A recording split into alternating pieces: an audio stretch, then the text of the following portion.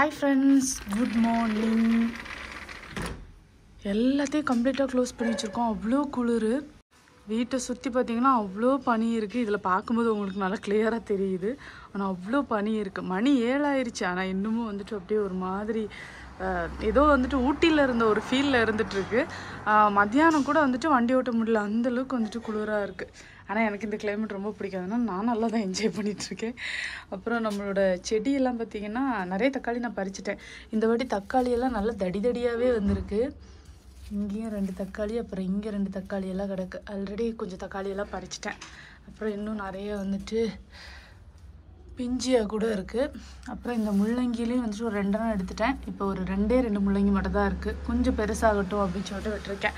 அப்புறம் சென்னையில் நல்லா மழைன்னு சொல்லிட்டு கேள்விப்பட்டேன். முடிஞ்ச வரைக்கும் எல்லோரும் சேஃபாக இருங்க. டிசம்பர் வந்தாலே சென்னைக்கு ஏதாவது ஒரு 7:30 இழுத்துட்டு வந்துடும். அதனால் எல்லோரும் சேஃபாக இருங்க, சரியா? இங்கெல்லாம் மழை இல்லை. ஊரில் கூட நான் வந்துட்டு போகிறதுக்கு முன்னாடி மழை இருந்து, அதுக்கு பிறகு ஊர்லேயும் மழை இல்லை. மழை இருக்கிற இடங்களில் இருக்கிறவங்க எல்லாருமே சேஃபாக இருங்க, சரியா? அப்புறம் இந்த கீரை வந்துட்டு நானே கட் பண்ணி எடுத்தேன். ஆனால் வேரோட பிடுங்காமல் இந்த மாதிரி கட் பண்ணி எடுத்தேன். அது சைட்லேருந்து திருப்பி முளைச்சிருக்கு பாருங்களேன். இதுக்கு முன்னாடியெல்லாம் நான் என்ன பண்ணுவேன்னா அப்படியே வேரோட பிடுங்கி எடுத்துருவேன். எங்கள் அம்மா தான் வந்துட்டு சொல்லிச்சு, இந்த மாதிரி வேரோட பிடுங்காத, கட் பண்ணி எடு, திருப்பி அதிலேருந்து வரும் அப்படின்ட்டு. ஸோ அதேமாதிரி பண்ணேன், அதேமாரி வந்திருக்கு. நிறைய விதை போட்டேன், எல்லாம் போயிருச்சு. இந்த 2 செடி மட்டும் தான் வந்துருந்து. இப்போ வந்துட்டு ஒரு பாக்கெட் பன்னீர் எடுத்து வச்சுருக்கேன். பன்னீர் பரோட்டா தான் வந்துட்டு பண்ண போகிறேன். பன்னீர் பராத்தா, பரோட்டா எப்படி வேணாலும் சொல்லிக்கலாம். ஸ்டஃப் பண்ணி பண்ணுற மாதிரி, சரியா? ரொம்ப ஈஸி தான். எப்படி பண்ணுறதுன்னு பார்த்துலாம். ரெசிபி பார்க்குறதுக்கு முன்னாடி நமக்கு வந்துட்டு பார்த்தீங்கன்னா வஸ்திராலயா பை துருவா அப்படிங்கிற ஒரு இன்ஸ்டாகிராம் பேஜ்லேருந்து இந்த சாரீ வந்துட்டு ரிவ்யூக்காக சென்ட் பண்ணியிருந்தாங்க. சாரீ வந்துட்டு நிஜமாவே ரொம்ப நல்லா இருக்கு, லைட் வெயிட்டா இருக்கு, சரியா? அவங்களோட பேஜ் அப்புறம் அவங்களோட டீடைல்ஸ் எல்லாமே டிஸ்கிரிப்ஷன்லயும் கமெண்ட்லயும் வந்துட்டு வைக்கிறேன். கண்டிப்பா வந்து செக் பண்ணி பாருங்க அவங்களோட பேஜ். ஃபர்ஸ்ட் வந்துட்டு அவங்க சென்ட் பண்ணியிருந்த இந்த சாரீ பத்தி பார்த்துலாம். இது வந்துட்டு பிங்க்ல லைட் ஆரஞ்சு கலர் பார்டர் வர மாதிரி. இதோட பிளவுஸ் பார்த்தீங்கன்னா இந்த மாதிரி இந்த கலர்ல வரும், சரியா? உங்களுக்கு நமக்கு சாரீ பத்தி வேற அந்த அளவுக்கு தெரியாது. இதான் வந்துட்டு பிளவுஸ் மெட்டீரியல், ஓகேவா? அப்புறம் சாரியோட பார்டர்ல பாத்தீங்கன்னா நமக்கு யானைலாம் போகுது. யானை, அன்னம் இதெல்லாமே இருக்கு, சரியா? நல்லா இருக்கு போறாங்க அந்த பக்கமா. நல்லா இருக்கு இந்த சாரி. அப்புறம் அவங்க பேஜ்ல பாத்தீங்கன்னா உங்களுக்கு சுடிதார் மெட்டீரியல், அப்புறம் ஆர்கான்சா சாரி, காட்டன் சாரி இது எல்லாமே இருக்கு. எனக்கு வந்துட்டு அதுல அந்த ஆர்கான்சா சாரி எல்லாமே ரொம்ப பிடிச்சிருந்தது. கண்டிப்பா அவங்களோட பேஜ் வந்துட்டு விசிட் பண்ணி பாருங்க. அவங்களோட ஷாப் பாத்தீங்கன்னா நம்ம நாகர்கோவில்ல இந்து காலேஜ் இருக்குல்ல, அது பக்கத்துல இருக்கு. நீங்க அந்த சைடா போறீங்க அப்படின்னா கண்டிப்பா வந்துட்டு விசிட் பண்ணி பாருங்க, சரியா? அதோட டீடைல்ஸும் நான் வந்துட்டு டிஸ்கிரிப்ஷன்ல கொடுத்துருக்கேன். இந்த சாரியுமே ரொம்ப நல்லா இருக்கு. இது வந்துட்டு நான் இன்னும் பிளவுஸ் வந்து ஸ்டிச் பண்ணல. நான் ஸ்டிச் பண்ணிட்டு நான் போடும்போது நான் உங்களுக்கு காட்டுறேன், சரியா? ரொம்ப லைட் வெயிட்டா இருக்கு சாரி.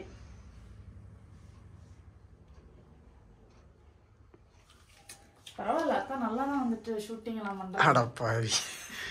சரி, ஓகே. சாரி நல்லா இருக்கு, நிஜமாவே ட்ரை பண்ணி பாருங்க, சரியா? அவங்களோட பேஜ் விசிட் பண்ணி பாருங்க. உங்களுக்கு ஏதாச்சும் பிடிச்சிருக்கு அப்படின்னா அவங்க கிட்ட வந்து பர்ச்சேஸ் பண்ணிக்கோங்க, ஓகே? ஒரு பவுல் ஒன்று எடுத்துட்டு இதுல ஒரு 1.5 கப் அளவுக்கு கோதுமை மாவு, தேவைக்கு உப்பு, 1 டீஸ்பூன் அளவுக்கு சீனி. சப்பாத்தி மாவுக்கு எப்போதுமே கொஞ்சமா சீனி வந்துட்டு ஆட் பண்ணிக்கோங்க, நல்லா இருக்கும். அப்படி இல்லைன்னா வாழைப்பழம், சரியா?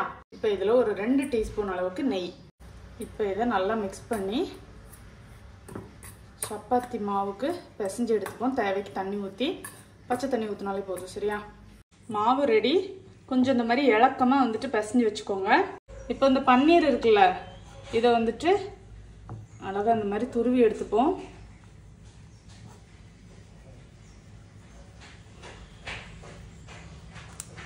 இப்போ இன்னொரு பவுல் ஒன்று எடுத்து நம்ம துருவி வச்சுருக்கோம்ல பன்னீர் வந்துட்டு அதை சேர்த்துப்போம். ஒரு பெரிய வெங்காயம், ஒரு பச்சை மிளகாய், கொஞ்சமாக இஞ்சி. இப்போ இதுக்கு தேவையான உப்பு, 1 டீஸ்பூன் அளவுக்கு ஜீரக பொடி, 1 டீஸ்பூன் கரம் மசாலா, 1 டீஸ்பூன் அளவுக்கு வத்தல் பொடி. இப்போ இது எல்லாத்தையும் சேர்த்து நல்லா ஒரு மிக்ஸ் ஒன்று பண்ணிக்கணும். பன்னீரை நீங்கள் வந்துட்டு கொஞ்சம் பெருசாக துருவிக்குவாங்க, சரியா? நான் அந்த சீஸ் துருவுற இதில் போட்டு தான் துருவினேன். பெரிய துருவில் காணலை.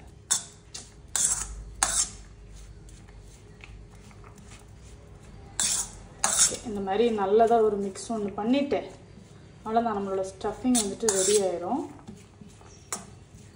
இது அப்படியே சாப்பிட கூட நல்லாயிருக்கும், பன்னீர் சாலட் மாதிரி. இந்த மாதிரி ஒரு உருண்டை ஒன்று பிடிச்சு எடுத்துட்டு லைட்டாக அந்த மாவில் வந்துட்டு டிப் பண்ணிப்போம். ஒட்டாத கல்லெல்லாம் போட்டு நம்ம நார்மலாக சப்பாத்திக்கு வந்துட்டு ஸ்ப்ரெட் பண்ணுவோம்ல, அந்த மாதிரி ஸ்ப்ரெட் பண்ணி உள்ளே வந்துட்டு இந்த பன்னீர் ஸ்டஃபிங் வைக்க வேண்டியதுதான். பெரிய கம்பு சுற்றுற வேலை ஒன்றும் கிடையாது. சரியா? இப்போ இதை உள்ளே வச்சுப்போம்.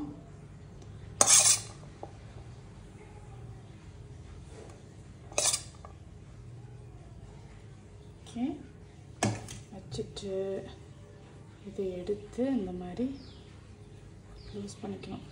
நீங்கள் இந்த ஸ்டஃபிங்கோட கொத்தமல்லி இருந்தால் அதுவும் சேர்த்துக்கோங்க. எங்கள் ஆள் பார்த்தீங்கன்னா கொத்தமல்லியை பார்த்துட்டான்னா உள்ளே ஏதோ இலைய வச்சுருக்கீங்க அப்படின்னு சொல்லி அதை பறக்கிட்டே இருப்போம். அதனால தான் நான் போடல. சரியா? இப்போ அவ்வளோதான்.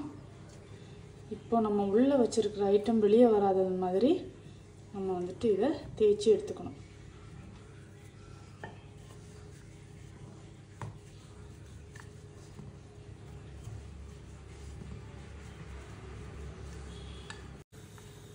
அவ்வளோதான். இந்த அளவுக்கு நான் வந்துட்டு விரிச்சிருக்கேன். இப்போ கல் நல்லா சூடாயிருச்சு. இப்போ இந்த பரோட்டாவை போட்டு எடுப்போம்.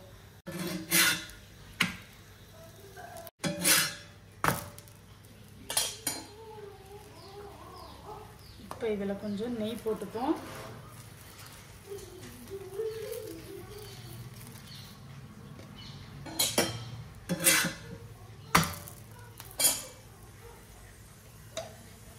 இந்த பக்கமும் கொஞ்சமாக நெய் போட்டுக்க வேண்டியதுதான். சூப்பராக இருக்கும். கண்டிப்பாக ட்ரை பண்ணி பாருங்கள். இதை வந்துட்டு நம்ம வெறுமனே சாப்பிட்டுக்கலாம். தயிரோடு வச்சு சாப்பிட்டா இன்னுமே நல்லாயிருக்கும். நான் இன்றைக்கி சைட் டிஷ்ஷுக்கு கொஞ்சம் தயிர் தான் வந்துட்டு உப்பு போட்டு லைட்டாக வந்து வத்தல் பொடி போட்டு கொடுத்து அனுப்ப போகிறேன். அவ்வளோதான், பன்னீர் பரோட்டா ரெடி. எப்படி இருக்கு? ஏ ஒழுங்கா சொல்லுங்க. நல்லா இருக்காமனே? ஆமா, உங்களுக்கு தெரியல, இது இந்த பச்சை மிளகாய் இருக்குல, அது இங்க இருந்துச்சு. நான் வந்து இங்க கிட்ட போனேன், பார்த்தா அது ஒரு கிரீன் கலர் மாடு மாதிரி தெரிஞ்சுச்சு. மாடு மாதிரி தெரியுது. சின்னதா சின்ன வயசுல தான் தெரியும். ஓஹோ, எனக்கு தெரியலையே. அது ஒரு கிரியேட்டிவ் மைண்ட். நல்லா. பை தனீஷ்.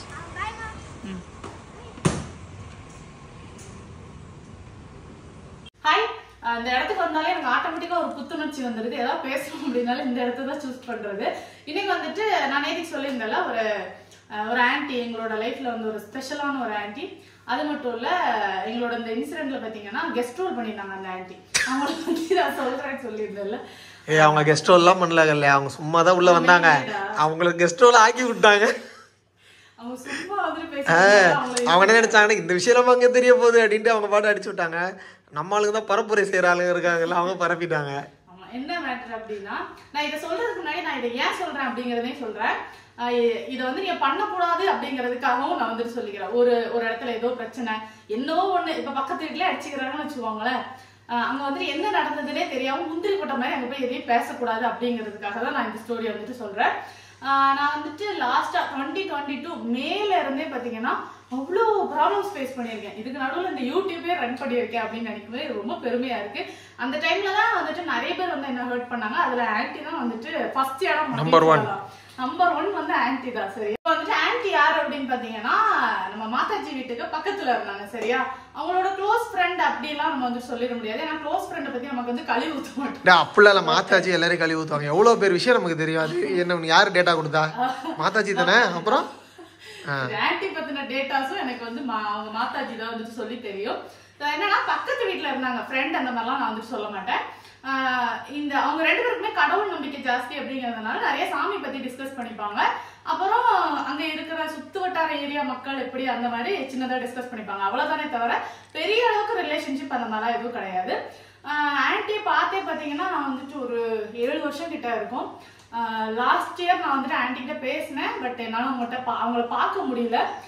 சில விஷயங்கள்லாம் வந்துட்டு கேட்கறதுக்காக நான் அவங்க கிட்ட பேசினேன். ஆன்டி வந்து பாத்தீங்கன்னா என்ன பண்ணியிருந்தாங்கன்னா, இந்த மாதிரி இந்த இன்சிடென்ட் முடிஞ்சு ஒரு 20-25 டேஸ் கழிச்சு நான் வந்துட்டு ஆன்டி பேசின மாதிரி ஒரு ரெக்கார்டிங் வந்துட்டு நான் கேட்டேன். இந்த மாதிரி அதில் வந்துட்டு அவங்க வந்து என்னையை பற்றி தான் பேசியிருந்தாங்க. சரியா? நான் ஆன்டியை பார்த்தே 7 வருஷம் ஆச்சு, நல்லா கேட்டுக்கோங்க. ஆனால் அவங்க வந்துட்டு என்னை பற்றி பேசியிருக்காங்க. நீங்கள் உடனே உன்னையை பற்றி அப்படி என்ன பேசினாங்க அப்படின்னு சொல்லிட்டு கேட்கறதுக்கு ரொம்ப கியூரியாசிட்டியோட வெயிட் பண்ணுவீங்க. பெருசாக ஒன்றும் பேசல. என்ன பேசியிருந்தாங்கன்னா, நான் நிறைய செலவு பண்ணுறேன்னா, நான் போட்டிருக்கிற ட்ரெஸ் எல்லாம் 1000 rupeesக்கு மேலேயாம். ரொம்ப ஹைஃபையாக வாழ்கிறேன்னா நான் அது வாங்குறேன்னா இது வாங்குறேன்னா ஆதவனோட சேலரி மொத்தத்தையும் நான் தான் வந்துட்டு செலவு பண்ணுறேன்னா. ஏன்னா சேலரி வாங்கிட்டு வந்து கொடுத்தோன்னே நான் நேராக போய் துணிக்கடையில் போய் உட்காந்துக்கிற பார்த்தீங்களா, இந்த மாதிரிலாம் வந்துட்டு பேசியிருந்தாங்க.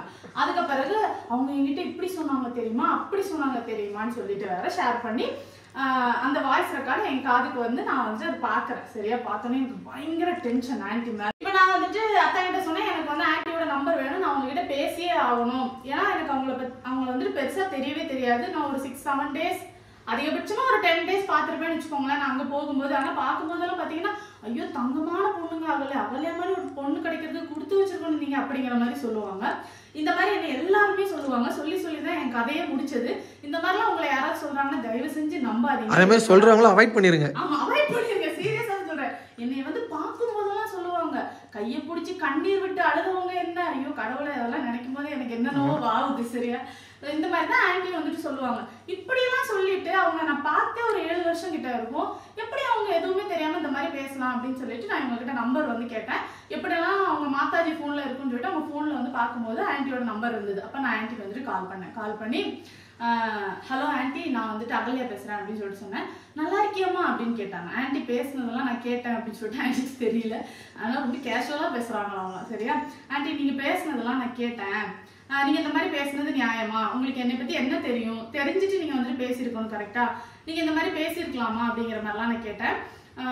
நான் வந்துட்டு நான் செலவு பண்ணேன், நான் வந்து இந்த மாதிரி ட்ரெஸ் வாங்கினேன், நான் போட்டிருக்கிற ட்ரெஸ் எல்லாம் இந்த மாதிரி காஸ்ட்லி, இதெல்லாம் உங்களுக்கு யார் சொன்னது, நீங்க பாத்தீங்களா இல்லை நீங்க யாராவது வாங்கி கொடுத்தீங்களா எனக்கு அப்படிங்கிற மாதிரி நான் கேட்டேன்.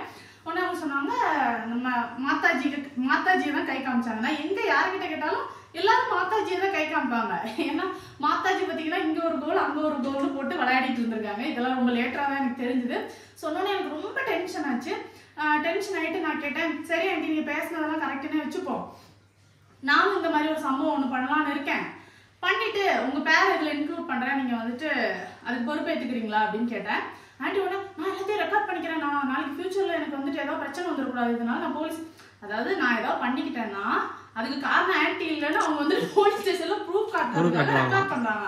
நான் சொன்னேன் நீங்க என்ன வேணாலும் பண்ணிக்கோங்க, எனக்கு அதை பத்தி கவலை கிடையாது, எல்லாத்தையுமே பார்த்துட்டு தான் வந்திருக்கேன், அதனால எனக்கு வந்துட்டு அதை பத்தி கவலை இல்லை அப்படின்னு சொல்லிட்டு ஆன்ட்டிட்ட சொன்னேன். சொல்லிட்டு நான் சொன்னேன், சரி இவங்க மாதாஜி சொன்னது எல்லாமே கரெக்ட் அப்படின்னா அவங்க உங்களை பத்தி ஒரு விஷயம் சொன்னாங்க, அது உண்மையா அப்படின்னு சொல்லிட்டு நான் கேட்டேன். என்ன சொன்னாங்க அப்படின்னு கேட்டாங்க. ஆன்ட்டியை பத்தின ஒரு மிகப்பெரிய ஒரு சீக்ரெட் வந்துட்டு அவங்க மாதாஜி என்கிட்ட சொல்லியிருந்தாங்க. அது ஆன்ட்டியோட பர்சனல், அது நமக்கு தேவையில்லை, அவங்க என்ன வேணா பண்ணிட்டு போறாங்க, யார் கூட வேணா இருந்துட்டு போறாங்க. ஆமா அது எதுக்கு நீ சொன்னா கன்ஃபர்மேஷனுக்கு அவங்க எப்படி டபுள் சைடு கோல் போடுவாங்க அதுக்கு தான் நான் சொன்னேன், உங்களை பத்தி என்கிட்ட சொல்லியிருக்காங்கல்ல அப்படின்ட்டு நான் வந்து சொன்னேன். இந்த மாதிரி அவங்க சொன்னாங்க, இது உண்மையான்னு கேட்டேன், அந்த விஷயத்த சொல்லி இது உண்மையான்னு கேட்டேன். ஆன்ட்டி கொஞ்சம் தடுமாறினாங்க. அப்பவே வந்துட்டு எனக்கு புரிஞ்சிருச்சு நம்ம மாதாஜி சொன்னது உண்மைதான் அப்படிங்கிறது. சரி அது அவங்க பர்சனல், அவங்க என்ன பண்ணிட்டு போறாங்கன்ட்டு நான் அதை விட்டாச்சு. அடுத்தது நான் கேட்டேன், இப்போ நான் இங்கதான் இருக்கேன் அப்படிங்கறது அந்த பையனுக்கு தெரியும், தெரிஞ்சுட்டு ஏன் பொம்பளைங்க கிட்ட பேசணும், என்கிட்ட நேராவே வந்து பேசிருக்கலாமே, எதுக்கு உங்க கூட எல்லாம் உட்காந்து பேசிட்டு இருக்கணும் அப்படின்னு கேட்டேன். என்கிட்ட வந்து டைரக்டா பேச சொல்லுங்க, எதுக்கு இந்த மாதிரி பொம்பளைங்க கூட உட்காந்து பேசணும் அப்படிங்கிற மாதிரி சொன்னேன். அதுக்கப்புறம் ஆன்ட்டிட்ட கேட்டேன், எந்த ஒரு விஷயமும் தெரியாம உங்களுக்கும் ஒரு பொண்ணு இருக்கா ஆன்ட்டி, இந்த மாதிரி நீங்க தயவு செஞ்சு பேசாதீங்க, நீ பாத்தீங்களா என்ன நடந்துச்சுன்னு உங்களுக்கு தெரியுமா அப்படின்னு சொல்லிட்டு நான் சில விஷயங்கள் எல்லாமே நான் சொன்னேன். சொல்லும்போது அப்படியா என்கிட்ட இதெல்லாம் அவங்க சொல்லவே இல்லை. எப்படி சொல்லுவாங்க, சொன்னா நீங்களே சொல்லுவீங்க ஆன்ட்டி, இதெல்லாம் தப்பு இல்லையா, ஏன் இந்த மாதிரிலாம் பண்ணீங்க நீங்களே கேட்பீங்க, காமன் சென்ஸ் இருக்கிறவங்க யாரா இருந்தாலும் கேட்பாங்க, அதனாலதான் அவங்க வந்துட்டு சொல்லலை அப்படின்னு சொல்லிட்டு நான் சொன்னேன். சொன்னோன்னே இல்லை அவங்க இதெல்லாம் என்கிட்ட சொல்லவே இல்லை, பட் இந்த மாதிரி வந்துட்டு நான் ரொம்ப மனசு கஷ்டத்துல இருக்கேன், இந்த மாதிரி வீட்டுக்குள்ள பிரச்சனை இந்த மாதிரி வந்துட்டு சொன்னாங்களே தவிர நாங்க இந்த மாதிரி பண்ணதுனாலதான் பிரச்சனை அப்படிலாம் அவங்க சொல்லலை அப்படிங்கிற மாதிரி அவங்க வந்துட்டு சொன்னாங்க. கடைசியில ஆன்ட்டி கொஞ்ச நேரம் பேசி கீசி பார்த்துட்டு லாஸ்டா வந்து என்கிட்ட சொன்னாங்க, நீங்களும் நல்லா இருக்கணும் அப்படிங்கிற மாதிரி எனக்கு ரொம்ப ஆசை, அது தெரிஞ்சது ஆன்ட்டி, நீங்க பேசுனதுல எனக்கு தெரிஞ்சது, ஆனா தயவு செஞ்சு யாரை பத்தியும் தெரியாம இந்த மாதிரி சொல்லாதீங்க. அப்புறம் ஆன்ட்டி சொன்னாங்க, எனக்கு வந்துட்டு பிளாக் சேனல்ஸ் எல்லாம் எனக்கு வந்து பிடிக்காது, நான் யூடியூப்ல வந்துட்டு அதெல்லாம் பார்க்க மாட்டேன், எனக்கு அது சுத்தமா பிடிக்காதுன்னு சொன்னாங்க. நான் சொன்னேன், ஆன்ட்டி உங்களுக்கு பிடிக்காது அப்படிங்கிறதுக்காக நான் பண்ணக்கூடாது அப்படிங்கிற மாதிரி இல்லை, நான் வந்துட்டு அதே மாதிரி சேனல் தப்பா எதுவுமே நான் போடுறது இல்லை, ஏன்னா நீட்டா தான் ட்ரெஸ் பண்றேன், நான் வந்துட்டு ஏதாவது ரெசிபிஸ் போடுறேன், ஏதாவது சூப்பரான இடங்களுக்கு போனேன்னா அது வந்துட்டு நான் வந்து விளாகா போடுறேன், இது எனக்குமே ஒரு மெமரிஸா இருக்கு, பிளஸ் எனக்கு அதுல இருந்து ஒரு இன்கம் வருதுன்னா தப்பா எந்த விஷயமும் நான் பண்ணல, உங்களுக்கு பிடிக்காது அப்படிங்கிறதுக்காக நான் வந்துட்டு பண்ணாம இருக்க முடியாது, கரெக்டா ஒருத்தங்களுக்கு ஒண்ணு பிடிக்கும் அப்படின்னு சொல்லிட்டு சொன்னேன். உடனே ஆன்ட்டி வந்துட்டு இல்ல என்கிட்ட அவங்க சொன்னாங்க அது அவங்களுக்குமே பிடிக்காதுன்னு என்கிட்ட சொன்னாங்க. யாரு அவங்க மாதாஜி சொன்னாங்களாமா. சரியா நான் வந்துட்டு சேனல் ஸ்டார்ட் பண்ணி என்னோட ஃபர்ஸ்ட் இன்கம் டைம்லேயே நான் சொல்லியிருந்திருப்பேன். வீட்டில் வந்துட்டு யாருமே எனக்கு சப்போர்ட் பண்ணல, என்னோட மதர் இல்லா தான் எனக்கு சப்போர்ட் பண்ணாங்கன்னு. அங்கே போய் எப்படி சொல்லியிருக்காங்க பார்த்தீங்களா? இந்த மாதிரி தலைவர் வந்து ஏகப்பட்ட டபுள் கேம் ஆடி இருக்கு. வீட்டில் கவுண்ட் அதிகமானோன்னா அப்படி ஆகுது. அந்த மாதிரி தான் போல தலை கோளாறு ஆயிடுச்சு போல. சரியா இப்படி சொன்னாங்கன்னு சொன்னா இன்னுமே எனக்கு டென்ஷன். அவங்க கிட்ட அன்னைக்கு பேசி எனக்கு நிறைய விஷயங்கள் தெரிஞ்சு, ஐயோ இப்படி ஆயிடுச்சு, இந்த மாதிரி பண்ணிட்டாங்களே அப்படிங்கிற வருத்தம்லாம் நிறையவே இருந்தது. நிறைய விஷயங்கள் நான் தெரிஞ்சுக்கிட்டதுக்கு பிறகுதான் இவங்களுக்காக ஒரு சொட்டு கண்ணீர் விட்டா கூட அது பாவம் அப்படிங்கிற இதுவே எனக்கு அதுக்கு பிறகுதான் வந்தது. சரியா அவங்க தான் என்ன மோட்டிவேட் பண்ணி சேனலே ஸ்டார்ட் பண்ண சொன்னாங்க. அது உங்களுக்கு தெரியுமா? இல்ல என்கிட்ட அவங்க அப்படியெல்லாம் சொல்லவே இல்லை. எனக்கு என்ன சொல்றதுன்னே தெரியல, எப்படி சொல்லியிருந்தாங்க ஆண்டி. சரியா அதுக்கு பிறகு வந்துட்டு சரி நான் வந்துட்டு நான் திங்ஸ் வாங்கினேன், அது இது அதெல்லாம் வந்துட்டு உங்ககிட்ட சொன்னாங்க. இதெல்லாம் நான் எப்படி வாங்கினேன்னு உங்ககிட்ட சொன்னாங்களான்னு கேட்டேன். இல்ல நீ வந்து ஆதாரோட காசுல தானே வாங்கினியா? அவங்களுக்கு நல்லாவே தெரியும். நான் வந்து எனக்கு வந்துட்டு அமேசான்ல வவுச்சர்ஸ் வரும், ப்ரொமோஷனுக்கு பொருள் வரும், இது எல்லாமே அவங்களுக்கு தெரியும். அதுல அவ்வளவு திங்ஸ் நான் அவங்களுக்கும் பர்ச்சேஸ் பண்ணி கொடுத்துருக்கேன். அதுல வேற அப்பப்போ வாங்கிடுவாங்கல்ல, அதெல்லாம் வாங்கிட்டு அந்த கதை விட்டுருக்காங்க. என்கிட்ட வந்து கேட்பாங்க. சரியா நான் வந்து செஞ்சதை சொல்லி காமிக்கல, பட் அவங்க பண்ணது பெரிய தப்பு. சீரியஸா சொல்ல அது பெரிய பாவனே நான் சொல்லுவேன். என்கிட்ட ஒரு டைமும் அங்கல்ல அவங்க பசங்க கிட்ட கூட கேட்கவே மாட்டாங்க, ரொம்ப ஆசையா என்கிட்ட கேட்பாங்க. நான் வந்து யார்கிட்டே சொன்னது கூட கிடையாது. அவ்வளவு திங்ஸ் வந்துட்டு நான் அவங்களுக்கு ஆர்டர் பண்ணி வாங்கி தருவேன். சரியா ஃபர்ஸ்ட் நான் அவங்களுக்கு வாங்கி கொடுத்தது பாத்தீங்கன்னா கிளாஸ் டாப். எனக்கு வந்து கிளாஸ் டாப்ல சமைக்கணும் ரொம்ப ஆசை ஆகலன்னு என்கிட்ட தான் கேட்டாங்க. ஏன்னா அவங்களுக்கு பசங்க இல்லையா, அவங்ககிட்ட கேட்டிருக்கலாம், ஆனா என்கிட்ட தான் கேட்டாங்க. நானும் கூட தான் இருந்தேன், நான் அவங்ககிட்ட வந்து கேட்டாங்க. ஆமா என்கிட்ட தான் வந்து கேட்டாங்க, நான் வாங்கி கொடுத்தேன். கடைசியா அவங்க கூட நான் கடைசியா என்ன சாட் பண்ணியிருந்தேன் தெரியுமா? இதெல்லாம் நான் ஆன்டி கிட்ட சொல்றேன். என்ன சாட் பண்ணியிருந்தேன் தெரியுமா? சப்பல் ரிசீவ் ஆயிடுச்சா அப்படிங்கறத என்னோட அவங்க கூட நான் வந்துட்டு கடைசியா சாட் பண்ணது. மொச்சியில எனக்கு வந்துட்டு ஒரு சப்பல் வந்து வாங்கி கொடுன்னு சொல்லி நான் வந்துட்டு ஆர்டர் பண்ணி நான் போட்டிருந்தேன். இந்த செருப்பு ரேட் என்ன? 1800. கேட்டுக்கோங்க. நான் ஹைஃபையா வாங்கினேன், எங்க போய் சொல்றது எனக்கே தெரியல. இதெல்லாம் வந்து ரொம்ப அல்பத்தரமான விஷயம். எனக்கு வந்துட்டு வேற ஒண்ணு சொல்றதுக்கு இல்ல. நான் இந்த மாதிரிலாம் ஆன்டி கிட்ட சொன்னேன். அப்படியா என்கிட்ட அவங்க இதெல்லாம் சொன்னதே இல்ல, எனக்கு இதெல்லாம் தெரியாது. அதான் ஆன்டி எதுவுமே உங்களுக்கு தெரியாது, உங்களுக்கு பாயிண்ட் கூட தெரியாது. நீ தெரியாம வந்து நீங்க பேசியிருக்க கூடாது. சரி எங்க வீட்டுல ஒரு ஃபங்க்ஷன் ஒண்ணு நடந்துச்சு அப்படிதானே அப்படின்னு சொல்லி கேட்டேன். ஆமா ஃபங்க்ஷன்ல வெளியில என்ன நடந்துச்சுங்கிறத எல்லாரும் பார்த்தாங்க, உள்ள என்ன நடந்துச்சுன்னு யாருக்காவது தெரியுமா அப்படின்னு நான் கேட்டேன். உடனே அவங்க சொன்னாங்க இல்லையே அவங்க வந்து ரொம்ப மனசொத்து ரொம்ப ஹாப்பியா தான் அதெல்லாம் பண்ணாங்க அப்படின்ட்டு. நீங்க கதறினது எனக்கு தான் தெரியும், யார் யார் கதறிட்டு கிடந்தாங்க எனக்கு தெரியும். சோ நீங்க வந்துட்டு தயவு செஞ்சு இந்த மாதிரி பேசாதீங்க அப்படின்னு சொல்லி ஆன்டி கிட்ட நான் வந்து சொன்னேன். அதனால யாரை பத்தியும் எதுவுமே தெரியாம பேசாதீங்க ஆன்டி. இது வந்துட்டு அவங்களை எவ்வளவு ஹர்ட் பண்ணணும்னு உங்களுக்கு தெரியாது. நானே வாழ்றதா சாவறதான்னு தெரியாம நான் வாழ்ந்துட்டு இருக்கேன். தயவு செஞ்சு சொல்றேன் வைத்தறிச்சல் கொட்டிக்காதீங்க அப்படின்னு சொல்லிட்டு நான் ஆன்டி கிட்ட சொன்னேன். இல்ல எனக்கு இதெல்லாம் தெரியாது, தெரிஞ்சிருந்தா நான் வந்துட்டு இது பண்ணிடுறேன், தெரிஞ்சிருந்தா மேபி ஷேர் பண்ணிருக்க மாட்டாங்கன்னு நினைக்கிறேன். அதுக்கப்புறம் சொன்னேன். திருப்பி ஆன்டி போய் அங்க போய் கதறி இருக்காங்க. ஐயோ ஏன்பா ஷேர் பண்ண நீ, ஏன்பா அந்த பொண்ணு எனக்கு போனை போட்டுருச்சுப்பா அப்படிங்கிற மாதிரி வந்துட்டு கதறி இருக்காங்க. இன்னொன்னு நான் வந்து அன்னைக்கு பேசும்போது இருந்த டென்ஷன்ல நான் ஆன்டி கிட்ட ஒரு விஷயத்த நான் வந்துட்டு கேட்கவே இல்லை. இதுல வந்து நான் கேட்கலாம்னு நினைக்கிறேன். என்னன்னா இவங்க மாதாஜி வந்து அவங்க கிட்ட ஒரு விஷயம் ஷேர் பண்ணியிருக்காங்க. நானும் என் கணவரும் சேர்ந்து இந்த மாதிரி ஒரு சரித்திரம் ஒன்று படைக்கலாம்னு முடிவு பண்ணியிருக்கோம். நாங்கள் வந்துட்டு ரொம்ப மனசு கஷ்டத்தில் இருக்கோம், இந்த மாதிரி ஃபேமிலிக்குள்ள கொஞ்சம் இஷ்யூ ஆயிடுச்சு, அதனால நாங்கள் இந்த மாதிரி பண்ணிக்கலாம்னு இருக்கோம்னு ஆன்டி கிட்ட டிஸ்கஸ் பண்ணியிருக்காங்க. சரியா இது ஆன்டி அவங்க வாயாலே சொன்னதை நான் வந்துட்டு அந்த ரெக்கார்டிங்ல நான் கேட்டேன். ஸோ அப்போ ஒரு ஃப்ரெண்டு தெரிஞ்சவங்க யாரா இருக்கட்டும் என்ன பண்ணியிருந்துருக்கணும், அவங்க பசங்களாம் உங்களுக்கு நல்லாவே தெரியும், அவங்க வீடு தெரியும், எல்லாமே தெரியும். தாராளமா வந்துட்டு உண்மையான ஒரு அக்கறை இருந்திருந்தா வந்து சொல்லியிருந்துருக்கலாம். என்னடா பசங்க நீங்க அம்மா அப்பாவை இப்படிதான் பாத்துப்பீங்களா, அவங்க இந்த மாதிரிலாம் சொல்றாங்க, ஒரு 16+ இருக்கிறவங்க இந்த மாதிரிலாம் பேசுறாங்க, நீங்க என்ன பாத்துக்கிறீங்க அவங்களன்னு கேட்டிருந்துருக்கலாம். கண்டிப்பா அவங்களுக்கு கேட்கறதுக்கு அவங்க அந்த மாதிரி தான் பழகிட்டு இருந்தாங்க, அதனால தாராளமா அவங்க கேட்டிருந்துருக்கலாம். ஆனா அவங்க எத்தையுமே சொல்லவே இல்லை. சரியா அவங்க அதுக்கு என்ன தெரியுமா பண்ணியிருக்காங்க, கருட புராணத்துல இப்படி எல்லாம் பண்ணா என்ன பனிஷ்மெண்ட்னு அவங்களுக்கு கிளாஸ் எடுத்திருக்காங்க. அதுவே பைத்தியம் முடிச்சுதான் இந்த மாதிரி பேசிட்டு இருக்கு. அவங்க கிட்ட போய் இந்த மாதிரிலாம் சொல்லலாமா, இந்த மாதிரி அவங்க கிளாஸ் எடுத்திருக்காங்க. இதெல்லாம் அவங்களோட வாய்ஸ் ரெக்கார்டிங்ல அவங்களா சொன்னதை நான் கேட்டேன். சரியா எனக்கு அப்பவே என்ன இவங்க ஒரு விஷயம் தெரிஞ்சிருக்கு, அவங்க இந்த மாதிரி பேசியிருக்காங்க, இவங்க தாராளமா நம்ம கிட்ட யார்கிட்டயாவது சொல்லி இருந்திருக்கலாமே. கண்டிப்பா வந்துட்டு நம்ம அவங்க கிட்ட பேசி என்ன நீங்க இப்படிலாம் பேசியிருக்கீங்களா, நான் உங்களுக்கு பைத்தியம் பிடிச்சிருக்கான்னு கேட்டிருந்திருப்போமே. அப்ப இப்படி ஒரு விஷயமே நடந்திருக்காது, கண்டிப்பா அவங்களை போய் நாங்க பார்த்துருந்துருப்போம் அப்படின்னு சொல்லிட்டு எனக்கு தோணுச்சு. நான் அந்த ஆன்டியோட இடத்துல இருந்ததுன்னா கண்டிப்பா நான் வந்துட்டு அவங்க பசங்களையோ மேபி அவங்கள கூட நான் நேர்ல போய் பார்த்துருந்துருப்பேன். ஆனா ஆன்டி அதெல்லாம் பண்ணவே இல்லை. பட் இன்சிடென்ட் நடந்ததுக்கு பிறகு அவங்க வந்து சிம்பத்தி கிரியேட் பண்ற மாதிரி அவங்க அதை வச்சு எங்கிட்ட அவங்க இப்படி எல்லாம் சொன்னாங்க அப்படின்னு சொல்லியிருக்காங்க. அவங்க வந்து ஜஸ்ட் லைக் தட் சொன்னதை அவங்க பரப்பிட்டாங்க, என்ன பண்றது. ஆமா அவங்க ஜஸ்ட் லைக் தட்னு சொன்னது ஏன்னா ஒரு ஃபன்னுக்கு சொல்லுவோம்ல, ஜாலியா இந்த மாதிரி ஏதாவது ஆச்சுன்னா எல்லாரும் ஜாலியா பேசுவாங்கல்ல, ஒரு பங்கு பங்கு இருக்கு அப்படின்னு சொல்ற மாதிரி சொல்றது பரவலும் அவங்க எதிர்பார்க்கல.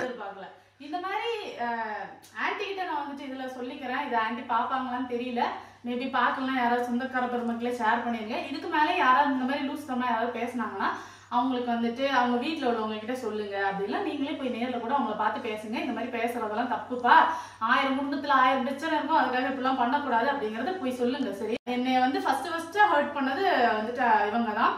செகண்டா ஒரு பர்சன் இருக்காங்க சரியா, அவங்கள பத்தி நான் சீக்கிரமா வந்துட்டு நான் உங்களுக்கு சொல்றேன். அந்த டைம்லலாம் பாத்தீங்கன்னா நான் ரொம்ப மனசு உடைஞ்சிருந்தேன்.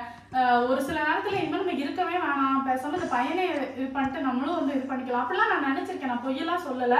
நான் எப்படி அழுதுருக்கேன்னு என் கூட இருந்த ஒரு சில பேருக்கு வந்துட்டு தெரியும். இப்ப கூட சில நேரம் ரொம்ப ஃபீல் பண்ணுவேன். நான் என்னதான் அவங்க மேலலாம் நான் கோவமா இருந்தாலுமே அவங்கள நிறைய டைம்ல நான் மிஸ் பண்ணுவேன். ஏன் தெரியுமா, அவங்க வந்துட்டு செம்ம ஃபன் பண்ணுவாங்க. அவங்க பண்றது எல்லாமே ரொம்ப ஃபன்னியா இருக்கும். அதெல்லாம் நான் ரொம்ப மிஸ் பண்ணதான் செய்யறேன். பட் இருந்தாலும் அவங்க பண்ண நிறைய விஷயங்கள் வந்து ரொம்ப தப்பு அப்படிங்கறத ரொம்ப லேட்டரா தான் தெரிஞ்சுக்கிட்டேன். நிறைய டபுள் கேம் ஆடி இருக்காங்கிறதும் ரொம்ப லேட்டரா தான் தெரிஞ்சுக்கிட்டேன். கூட இருக்கிறவங்களை எக்காரணத்தை கூட நம்பாதீங்க. அதுலயும் நீ ரொம்ப நல்லவ அப்படின்னு உங்களை பார்த்து யாராவது சொன்னாங்க அப்படின்னா தயவு செஞ்சு அவங்களை அவாய்ட் பண்ணிடுங்க சரியா. அவன் தான் பெரிய பழம் பின்னாடி வெட்டிட்டு இருக்காங்க அப்படிங்கிறது அர்த்தம். ஏன்னா என்னை டெய்லி சொல்லிட்டே இருப்பாங்க. ஒண்ணுமே என்கிட்ட மட்டும் இல்லைங்க, மற்றவங்க அத்தனை பேர்கிட்டயும் போய் சொல்லியிருக்காங்க, அவளை மாதிரி ஒரு பொண்ணு கிடைக்கிறதுக்கு நாங்க கொடுத்து வச்சிருக்கணும், அகல்யா மாதிரி ஒரு பொண்ணு வந்துட்டு எங்களுக்கு கிடைக்காது. லாஸ்டா ஜான்வரி எங்க வீட்டுக்கு வந்துட்டு போனாங்க. அப்போ நிறைய டைம் வந்தாங்க அதுக்கு பிறகும். பட் ஜான்வரி வந்துட்டு போகும்போது என் கையை பிடிச்சி கதறி கதறி அழுது. அதெல்லாம் எவ்வளவு பெரிய ஆக்டிங்ல. நான் அதெல்லாம் அவ்வளவு ஒரு அழுக. அத்தா வர பாத்தீங்கன்னா அப்பப்போ உழைச்சி வசப்பட்டுறாங்க. அவங்கள வேற எல்லாரும் கண்ட்ரோல் பண்ண முடியல. உண்மை வாயில வருதுடி, உண்மை வந்துருது. ஏன்னா இதெல்லாம் பேசக்கூடாது அப்படிங்கிற மாதிரி நான் நினைச்சிருந்தேன். பட் என்னன்னா இப்போ நீங்க எடுத்துக்கிட்டீங்கன்னா லாஸ்ட் டைம் காளிகேசன் லாஸ்ட் டைம் நாங்க போகும்போது என் கூட வந்தவங்க பாத்தீங்கன்னா இந்த டைம் நான் போகும்போது இல்ல, இந்த மாதிரி என்னைக்கு வேணாலும் நான் கூட போய் சேர்ந்துடலாம். அப்ப இந்த உண்மைகளை நான் மண்ணோட மண்ணா மறைஞ்சிடக்கூடாது பார்த்தீங்களா. இது வந்துட்டு உலகறியே வந்துட்டு அப்படியே பெரிய ஐநாத பிரச்சனை. இது அப்படியே பேச்சு தீர்த்த உடனே அப்படியே அவங்க விடுதலை கொடுத்துருவாங்க. அப்படி இல்ல, பட் ஒண்ணும் இல்ல, கூட இருக்கவங்கள பார்த்து செலக்ட் பண்ணுங்க, எல்லார்கிட்ட எல்லாம் பேசாதீங்க, அவ்வளவுதான். நான் யார்கிட்டயும் பேச மாட்டேன். எனக்கே அதுக்கே இந்த நிலைமை, அதுக்கே இந்த பிரச்சனை. நான் பாத்தீங்கன்னா இங்க வந்து ஒரு 1.5 வருஷம் ஆச்சு. அக்கம் பக்கத்துல யாரு இருக்காங்கன்னு எனக்கும் தெரியாது, என்னையும் இங்க யாருக்குமே தெரியாது. அந்த மாதிரிதான் வாழ்ந்துட்டு இருக்கேன். எங்க இருந்தாலும் அப்படிதான் இருக்கிறது. பட் கூட இருந்தவங்க தான் நம்மள பள்ளம் வெட்டி உள்ள போட்டு மூடிட்டாங்க. வேற ஒண்ணும் இல்லை சொல்றதுக்கு. அதனால ரொம்ப கேர்ஃபுல்லா இருங்க சரியா.